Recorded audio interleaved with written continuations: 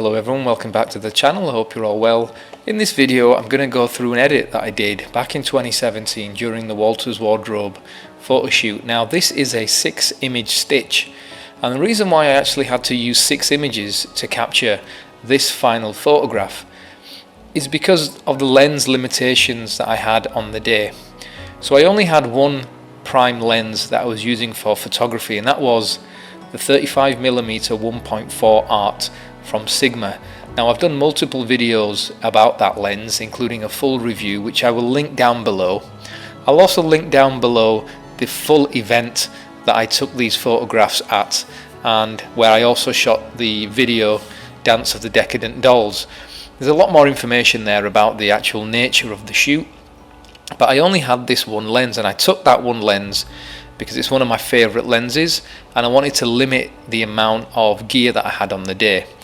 Now the limitation with the lens is obviously it's a 35mm focal length. It's not a super wide angle lens, but for this actual shot I wanted to capture the model and the background, including the ship, which was a lovely prop in the background, but I also wanted to capture the wonderful ceiling and the walls. I wanted to create this low angle wide shot, but I also wanted to retain the shallow depth of field, or the shallowish depth of field, that I was capturing with this Sigma 1.4 lens.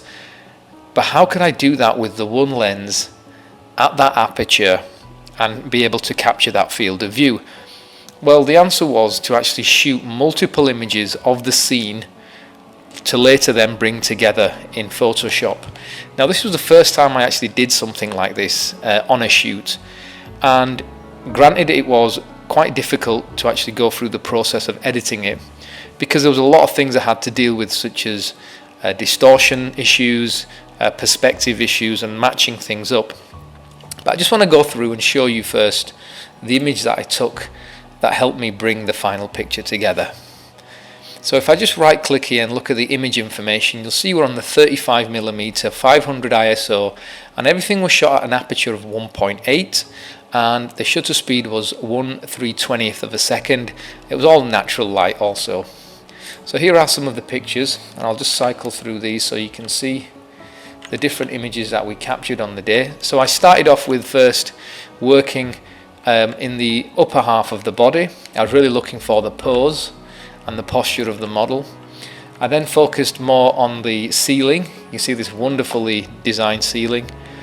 I then came down lower, captured both left and right side of the model. We've got some more ceiling here, a little bit off to the corner, a few more shots of the body. This shot here was the actual final image for the upper half of the body and the face, which I used. I really like that one. Again, we've got a little bit more here going on in the background, more of the floor now, a bit of the side, even more of the side, and then we've got another shot here. So these were all the images that I actually photographed during that point, and then we came into Photoshop. So let's go into Photoshop. Now this is obviously the final image here, and you can see on the right hand side all of the different layers that have been put together to create this picture. So I'm just going to go through the process now, step by step, of how I went about this. So this was the first image that I used for the final picture. I started off here. You can see we're focusing primarily on the ceiling here. I then bring in this image here, which is the one I use for the upper half. Now if I just turn on the mask so you can actually see the mask that I've used, and I will deactivate that mask, and I will just single out this layer. You'll also notice that the layer here has been skewed a little bit. So if I press Ctrl and T and then hold down the Control key, I can skew and change almost like the perspective and the lines of the image, and I had to do that a lot. So we've matched up these two areas quite well. This is the next image. You can see here at the bottom, again we've done some masking here. This was the image without any masking. You can see it's skewed again, so we'll turn that back on and deactivate the mask. So here I'm just trying to match up the dress. Next, we've filled in these gaps and completed the bottom of the dress.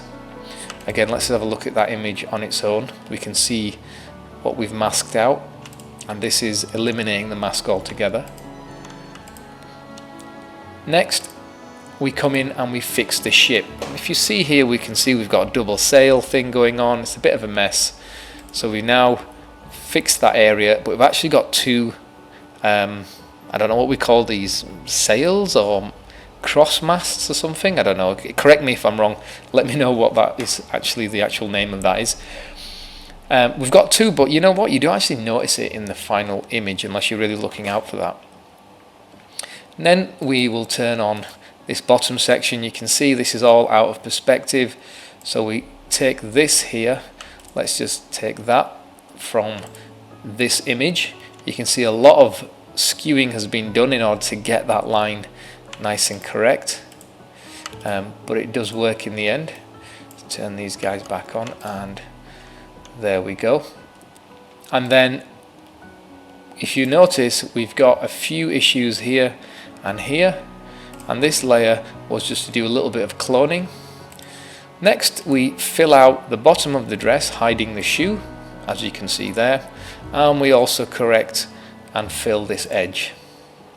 Now, what else we have is some dark patches from some of the prior images. So the next thing I used was a frequency layer, and we just used the mixer brush tool on the low frequency and just brushed it and smoothed it all out. Now, if you're not sure about how to use the mixer brush tool, I just suggest you look at my most recent video before this one, Behind the Shot 34, where I used the mixer brush tool on the low frequency layer. So round about here we're almost there. The next thing I did was I fixed this line in the back, which is obviously not straight, and removed this little round thing on the top of the ceiling. That just cleans that up. And then we're ready for the edit, or the final color grade. And I've used exposure to alien skin. I will link down below another video which actually goes through the process of using this plugin, and it takes the image from this to that, and I'm sure you can agree that that is a huge dramatic change, and it is essentially a filter using a few different sliders. Now what I wanted to do next is slightly darken the image from the edges and keep the light in the middle. And if I just show you the mask here, this is what we've done. It's a little bit of a dodge and burn effect. Now this is, for my liking, a little bit too strong. I'm going to bring this down to about 12%. So it's just giving a little bit of darkness. And then the final element is the color balance. And I do like using this color balance a lot. I'll run through the settings. So I always start with the highlights, and the highlights is pumping in cyan into the highlights, so into the skin, into the lightest areas, -10. Then we come to the midtones, where I've added a little bit of blue and a little bit of green, not a lot. But it's the shadows where we go warm. So we've got warmth in the shadows, we've got coolness in the highlights, and we've got a little bit of coolness in the midtones. And essentially that is the final image. So it's made up of all these multiple images, all in the one picture. Now if we go to the image size, we can see that this final image dimension is 8,410 pixels long by 5,607 pixels wide. So it's approximately as wide as a 21 megapixel image from my 5D Mark III, but it is considerably taller. And although this is a small file now because we did compress it as a JPEG, the actual Photoshop file before I compressed it and reduced the layers was considerably bigger.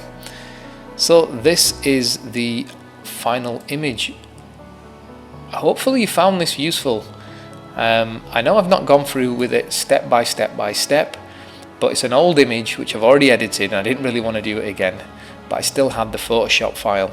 and I wanted just to share with you this this process. So if you're ever stuck and you need to shoot wide and you don't have a wide angle lens, then consider taking multiple exposures, multiple photographs, and then stitching them together. I had to do it manually. I couldn't let Photoshop do it, auto align. It would have never have worked. It was an interesting process, it was a long process, but in the end it worked out quite well. Thank you guys for watching. As always, leave a like, a comment, and if this is new for you, think about subscribing. Thanks again. Bye bye.